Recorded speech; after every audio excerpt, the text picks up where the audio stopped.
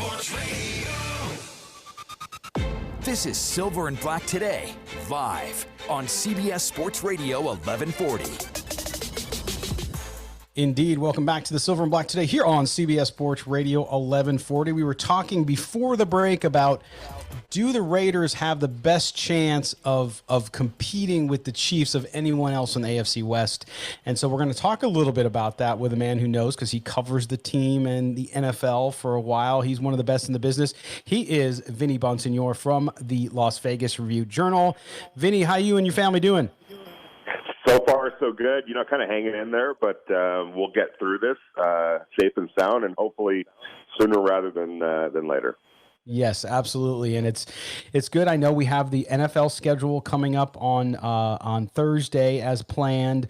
We're talking to Ben Fisher in the next hour from the Sports Business Journal about the schedule and the delay. We know that the stadium, we keep hearing your papers reported about the increased number of COVID-19 cases. I keep hearing from people I talk to in the organization that they're not concerned with the stadium being delayed. You hearing the same thing?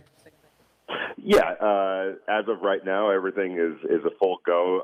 Everything, it's more dependent on where the NFL schedule falls, if it's on time or not.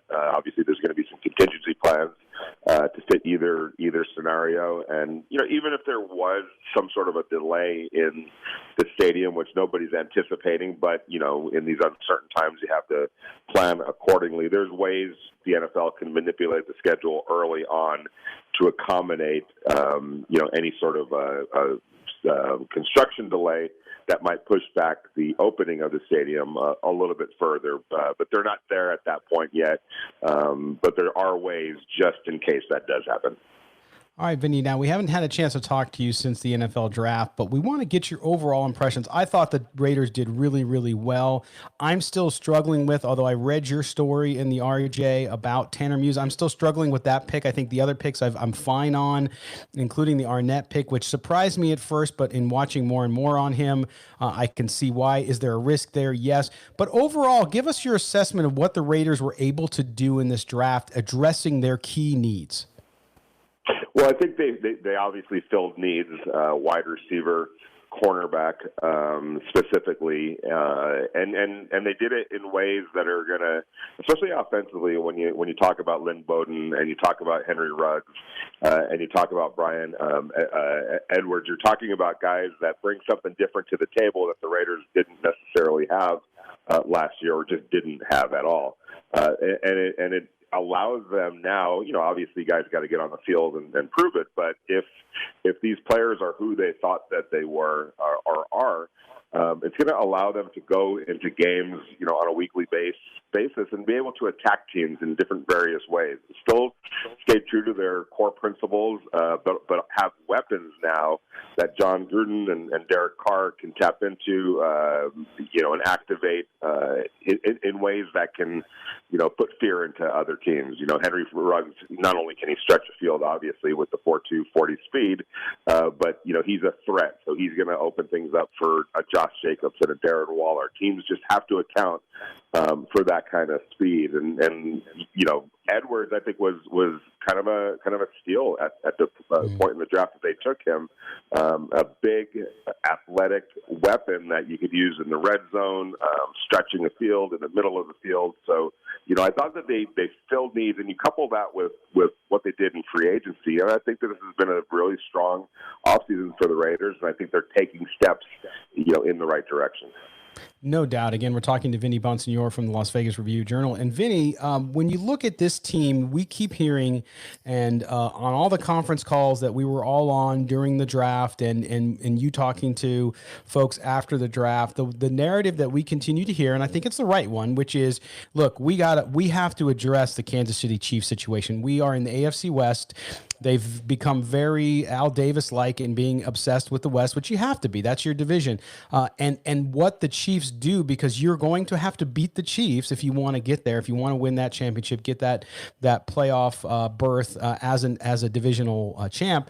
When you look at what they've done where do they still have needs to address that, Chief, to catch up? As Kelly said in the prior segment, he still thinks that the Raiders are just a little behind the Chiefs there. Clearly, they don't have a Patrick Mahomes, and that's not a slight on Derek Carr. It just is Patrick Mahomes is the best quarterback in the league right now, perhaps. So when you look at that, where are they in that chase to address all of the things they need to do to address the Chiefs in their own division? Well, I think they're at a point now where, you can see the progress and you can see the talent and you can see, and there's a roadmap to being a much better football team, but obviously now they have to execute. So they bring in the type of players that they needed when you're talking about Corey Littleton and Nick Kwiatkowski, Malik Collins, Demarius Randall, Henry Ruggs, Brian Edwards. They've brought in the necessary talent. But they now have to put it all together, and that's a daunting task on one hand, but it's also promising on another because it's not necessarily just a hope and a prayer. Like there's really legitimate reason to be excited about this football team if you're a Raiders fan. But I think the most important thing, and everyone wants to talk about the Kansas City Chiefs, and obviously they rule the AFC and the AFC West. But I think the Raiders just need to focus on being the best version of themselves and see where that takes them. Don't be disappointed, if you haven't closed the gap entirely on the Kansas City Chiefs. Try to close the gap on the teams that you're going to be dealing with to try to get to the playoffs, and then let the chips fall where they may. I think that's the next step for them. Yes, obviously, at some point you want to overtake the Kansas City Chiefs, but even more importantly right now and in the immediate future is catching up to everybody else in the AFC that you're competing with for playoff spots. And I think that they've done that on paper. Now they have to actually put it all together on the football field. And, there's a challenge in that because, obviously we're seeing that they're doing a virtual offseason right now. Everyone's trying to get the most out of that. The good news is everyone's on the same, kind of playing field, but it is a challenge for a younger team that's trying to, put all of this together. A lot of new faces. There was 12 free agents, a 7-man draft class. That's 19 new players, and many of whom they're going to be counting on big time to get it done. And they have to get acclimated and activated on a football team where they may not see their teammates literally until training camp. So closing that gap becomes even more of a challenge when you're not going to have the normal tools at your disposal to be able to put it all together in time for a football season. Hey, Vinny, it's Kelly. Scott mentioned earlier some of the guys that got in the draft, and I was openly not excited about the Tanner Muse pick. And if you Google Tanner Muse Combine, basically the first sentence is how everybody was shocked at the 4.4 because it doesn't show up on film. What did the Raiders see in the film that made them decide they had to go out and get this guy? Well, it's kind of interesting because I watched the film, and all I see is that dude, showing up and making plays. I think he kind of got caught up, or not caught up, but overshadowed on a really good defense. So he was one of those guys that just sort of, fell through the cracks on a larger basis. But also, you're in college for the most part. You're looking at him playing the position that he was playing, which was safety, which maybe he doesn't translate to safety in the NFL, which is why they're going to, probably bulk him up a little bit and hope that he doesn't lose any of that speed and play him at one of the linebacker spots. I think that's, obviously the vision for him. But he's a guy that, in today's NFL, if you watch what he did in college, they put him all over the field and matched him up, in matchup situations, which that's a lot of that is going on in the NFL. So if you can get him to a point where he could be sort of a chess piece type of a player, I think you've done well for yourself. Now, again, he has to go out on the field and prove it and justify the position that he was taken in the draft. But there are tools.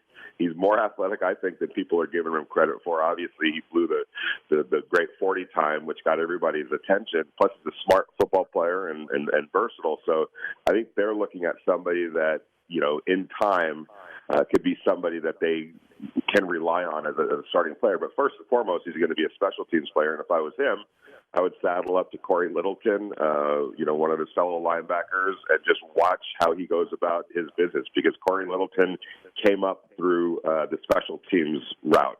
That's how he made the Rams as an undrafted free agent out of Washington, 4 or 5 years ago, and then slowly but surely proved that he could be a player that you could rely on as a every down, defensive player, starting caliber player. But he was also making plays, blocking punts,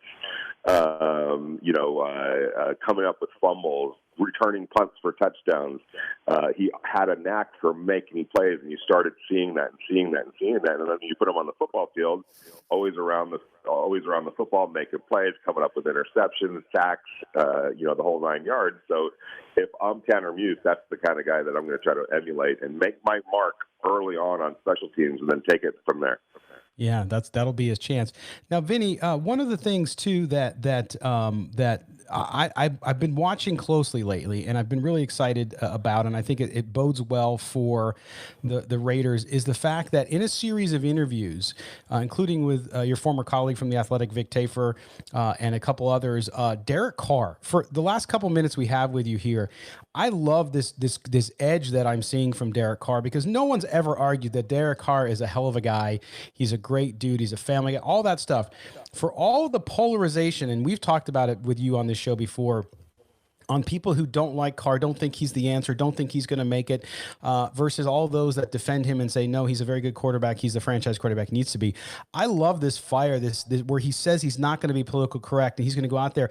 I think that edge, even though he was very comfortable and included in on the signing of Marcus Mariota, like you talked about this week, I think having Mariota there, again, I've always said, having somebody behind you to push you is a good thing. Doesn't mean they're going to take your job. It's just there to make sure that you can be the best that you can be. Vinny, do you think that this new edge, this kind of what we're seeing out of Derek Carr, is going to translate like I do, that he's going to go out and he's going to play the best he possibly can this season when they finally get on the field? Well, I think it's, it's interesting hearing him talk like that and all of that. But I think more importantly is, like any quarterback, you put good talent around him, and that's really going to be the difference maker. I think that Derek Carr is a capable quarterback. There's no question about that. But, like every other quarterback in the NFL, you also need help. And he hasn't had the necessary help probably his entire career, with the Raiders. It was always something, whether it was the defense, whether it was the offensive line, whether last year he didn't have, a top caliber wide receiver, somebody that could separate, or frankly, other wide receivers that couldn't get separation. And it kind of dictated where he went with the football. So I think that being able to improve the talent around him, they've slowly but surely been able to do that. And I think, this draft could be the icing on the cake and make it complete. And I think with that kind of talent, now it's on Derek, and I think that he's going to follow through on this. Is him being able to orchestrate it and put it all together from the quarterback position. But more importantly than words and talk and, no more politically correct, I think he's going to benefit, and and the players that are around him now are going to benefit together. It's going to be a mutual type of a thing. But the talent around him now is sufficient, I think. And I think he knows that and understands that. I'm sure he's chapping at the bit to get out there and prove what he's capable of doing with a good complementary cast, and it looks like he's finally got that. Yeah, I think he's going to have a big year, and barring any kind of injury, anything like that, I expect him to quiet some of the critics. So we'll see. Vinny Bonsignore, Las Vegas Review Journal. Vinny, as always, my friend, thank you, and we'll talk to you again real soon. All right, guys, have a good one. Be safe. All right, you too. Okay, we're going to step aside. When we come back, we'll close out the first hour. You're listening to the Silver and Black Today here on CBS Sports Radio 1140.